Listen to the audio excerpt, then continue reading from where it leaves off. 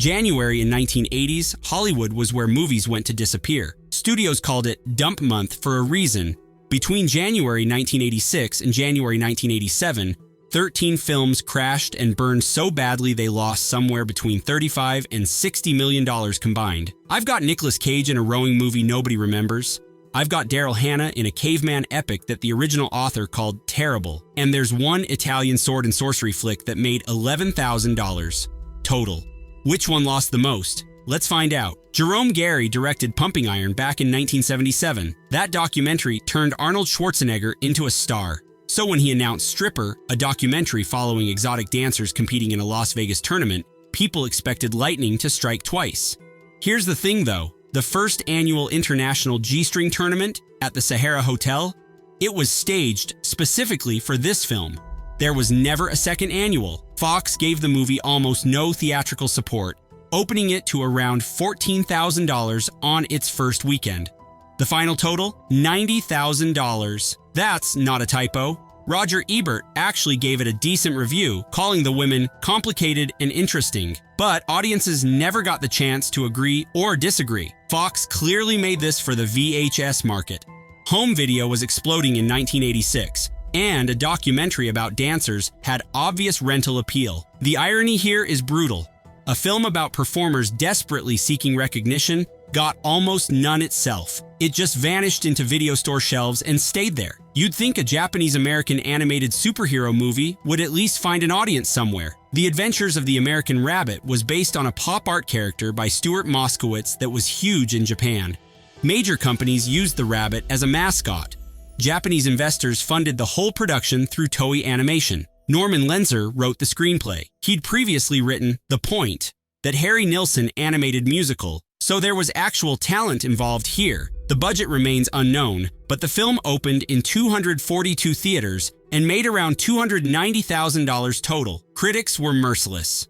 Charles Solomon at the LA Times wrote that the animation was so inept that the viewer expects the governor to interrupt the film and declare the theater a disaster area. The New York Times said if you imagine Chuck Norris in rabbit ears, you've got the American Rabbit. Atlantic Releasing buried this under their Clubhouse Pictures children's label, the same mistake they'd make with another film on this list. The animation quality looked like Saturday morning cartoons, which wasn't going to cut it in theaters. It found a weird cult following decades later, mostly from people mocking it online. Speaking of Clubhouse Pictures disasters, Will Vinton spent 3.5 years making The Adventures of Mark Twain. His team created approximately 130,000 individual figure changes. This was the first feature film made entirely in claymation. Every single element, including the backgrounds, was sculpted from clay. Vinton had already won an Oscar for his 1975 short Closed Mondays. He'd trademarked the word claymation. The man was a pioneer. He made this film for $1.5 million and poured everything into it. It made $850,000. Atlantic Releasing stuck it under their Clubhouse Pictures children's matinee label, despite the film testing well with teenagers and college students. Vinton later said there wasn't much market for adult animation in theaters back then. Here's where it gets interesting though. There's a 5-minute sequence in this kid's movie where the characters meet Satan, not a cartoon devil, a faceless figure in red armor holding a morphing white mask, speaking in layered voices about how humans are worthless. It's genuinely unsettling. Decades later, clips went viral on YouTube with titles like Banned Scene and Most Disturbing Children's Cartoon. Vinton confirmed the banned rumor was nonsense. Nobody ever asked him to remove it. The film just failed, and everyone forgot about it until the internet rediscovered the nightmare fuel. Vinton went on to create the California Raisins and build a studio that eventually became Laika, the company behind Coraline and Paranorman. So something good came out of this disaster. Nicolas Cage made The Boy in Blue between Birdie and Peggy Sue Got Married. This was supposed to be his shot at a romantic leading man role. He played Ned Hanlon, a real Canadian sports hero who revolutionized rowing in the 1880s. The problem? Cage is American, playing an iconic Canadian figure without attempting an accent. The Globe and Mail called it a missed opportunity to make a Canadian star, criticizing the decision to cast an American who makes no effort to Canadianize himself. 20th Century Fox released it to 44 screens. Opening weekend brought in around $94,000. The final domestic total was $275,000. I actually feel bad for everyone involved here. The racing scenes were apparently boring and poorly edited. The marketing just showed Cage with his shirt off without explaining what the movie was about. And rowing as a sport doesn't exactly translate to cinematic excitement. Cage bounced back immediately. Peggy Sue Got Married came out the same year. Raising Arizona hit the following year. Moonstruck made him a star. This one just disappeared, and honestly, that was probably best for everyone. Head Office had Judge Reinhold, Danny DeVito, Rick Moranis, Jane Seymour, and Eddie Albert. HBO Pictures and TriStar gave it a $9 million budget. Ken Finkelman, who directed Airplane 2, was behind the camera. You'd think that cast would guarantee at least some entertainment value, but critics noted that DeVito and Moranis were gone after 15 minutes. The ensemble was completely wasted. It opened to around $1.9 million and finished with $3.4 million total. That's a loss of roughly $5.6 million before marketing.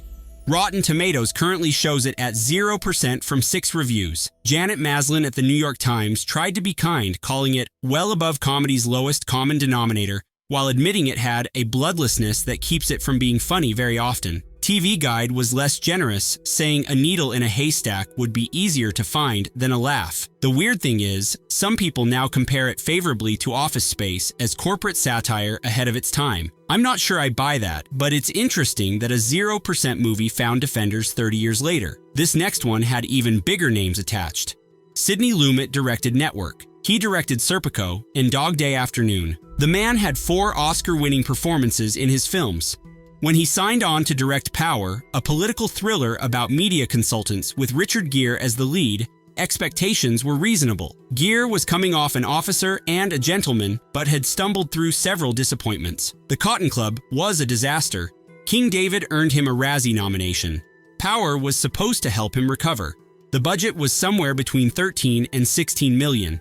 It needed at least double that to break even. Opening weekend brought in 1.8 million. The second weekend dropped 57%. Final total, 3.8 million. Here's an incredible detail.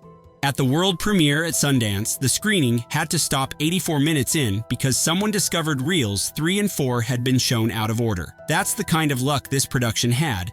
Burt Reynolds was originally cast but dropped out due to dental surgery after breaking his jaw filming City Heat. Denzel Washington had a small role and actually won an NAACP Image Award for it, but none of that mattered. Gere's slump continued until Pretty Woman saved his career in 1990. But the biggest disaster of January 1986 was still coming. Daryl Hannah was fresh off Splash when she signed on to star in The Clan of the Cave Bear. Jean M. Auel's novel had been a massive bestseller. Warner Brothers spent $15 to $16 million on the adaptation, bringing in Michael Chapman to direct. Chapman had been the cinematographer on Taxi Driver and Raging Bull.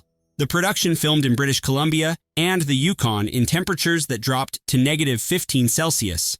Hannah appears in virtually every scene. The actors wore minimal animal pelts while the makeup team spent 3.5 hours each day applying Neanderthal prosthetics. And then the studio made a choice that doomed everything.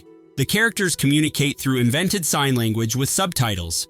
Minimal voiceover narration. Following the lead of Quest for Fire, they went for realism over accessibility. Opening weekend brought in around $25,000. On one screen, the widest release was only 106 theaters. Final domestic total, $1.9 million, against a $16 million budget. That's a loss of $13 to $14 million, making it the biggest bomb of January 1986. Jean Auel has been brutally honest about the adaptation. In a 2011 interview, she said she got burned so badly and called it such a terrible film. She was never given the creative input she'd been promised. She told her children to never worry about accuracy if Hollywood came calling again. Just take the money and run. The film actually got an Oscar nomination for makeup. It lost to The Fly. A planned franchise based on Auel's other novels was immediately canceled. Chapman went back to cinematography and only directed one more feature. Iron Warrior made $11,385 in American theaters. That's not the opening weekend, that's the total. 3 theaters, 1 weekend, done. This was the 3rd film in the Ader series. Italy's answer to Conan the Barbarian. Miles O'Keefe, who'd starred opposite Bo Derek in Tarzan the Ape Man, played the sword-wielding hero. Director Alfonso Brescia was actually hit by a car during filming in Malta and had to be replaced partway through production. Transworld Entertainment gave it the absolute minimum theatrical release, probably just to fulfill contractual obligations before dumping it to VHS. The whole thing was shot on leftover sets from Robert Altman's Popeye movie. Variety called O'Keefe embarrassing, posing instead of acting. The film lifts scenes directly from Superman 2 and Raiders of the Lost Ark. It's a complete mess, but somehow it's developed a cult following among bad movie enthusiasts who praise its dreamlike quality. I'm not sure that's a compliment, but at least someone's watching it now. The Kindred had an interesting pedigree. Joseph Stefano, the guy who wrote Hitchcock's Psycho, contributed to the screenplay. The cast included Rod Steiger and Kim Hunter, both Oscar winners. The creature effects came from Michael McCracken, who designed the gremlin for Twilight Zone, the movie. Directors Jeffrey Obrow and Stephen Carpenter created a 7-minute sizzle reel to attract investors, spending $60,000 on the most exciting moments from their script. It worked. They got $3.5 million to make the full film. It made $2.4 million, a loss of over $1 million theatrically. Critics called it formulaic despite the impressive practical effects. Rod Steiger's performance was described as hammy, which honestly sounds like the only entertaining part. Legal issues prevented home video releases for over a decade. But in 2021, Synapse Films put out a restored limited edition with a 51-minute making-of documentary. The film found new life among 80s horror fans who'd missed it the first time. Speaking of Cannon Films productions, Charles Bronson made Assassination with his wife, Jill Ireland. It was their 14th and final film together. Ireland had just returned to acting after recovering from breast cancer surgery. She later said she was terribly grateful that Cannon Films still wanted her for the part. Cannon operated differently than other studios. Menahem Golan and Yoram Globus would pre-sell foreign distribution and home video rights before production even started. If the budget stayed low enough, theatrical was just gravy. The film cost around $5 million and made approximately $6 million. That sounds like a win, but once you factor in marketing and split revenues, nobody was celebrating. The PG-13 rating was an attempt at mainstream appeal that Bronson's core audience didn't want. The original title was My Affair with the President's Wife. Someone decided that might insult the presidency, so they changed it. Ireland passed from her illness in 1990, making this a bittersweet final collaboration. Cannon Films wanted their own Indiana Jones franchise. They got Richard Chamberlain to play Allan Quatermain in King Solomon's Mines, then immediately greenlit a sequel. Allan Quatermain and the Lost City of Gold brought back Chamberlain and added Sharon Stone, James Earl Jones, and Cassandra Peterson, better known as Elvira. Stone later described her early career as getting pummeled doing a bunch of crap movies. In this one, critics noted she spent the entire film screaming. Peterson had no dialogue whatsoever. Jones later admitted he only did it for the money and for the chance to go to Africa. The budget was somewhere between $5 and $8 million. Multiple release delays pushed it from May 1986 to Christmas 1986 to finally January 1987. Exhibitors scrambled to find replacements when Cannon kept pulling it. The final gross was around $3.7 million. Jerry Goldsmith recycled more than half the score from King Solomon's Mines. Nobody seemed to care about quality at any stage of production. Chamberlain defended the film by saying his mother thought the advertising was wrong. They should have told people it was funny. A planned third film adapting She and Allan never happened. Producer Menahem Golan tried to revive the franchise with Chamberlain in 2011, but passed before production could begin. Emilio Estevez became the youngest person to write, direct, and star in a major studio film when he made Wisdom at 23 years old. David Begelman gave him $4.5 million based on a previous screenplay. Robert Wise, the legendary director of The Sound of Music, served as his mentor. Demi Moore co-starred as Estevez's love interest. They were engaged in real life.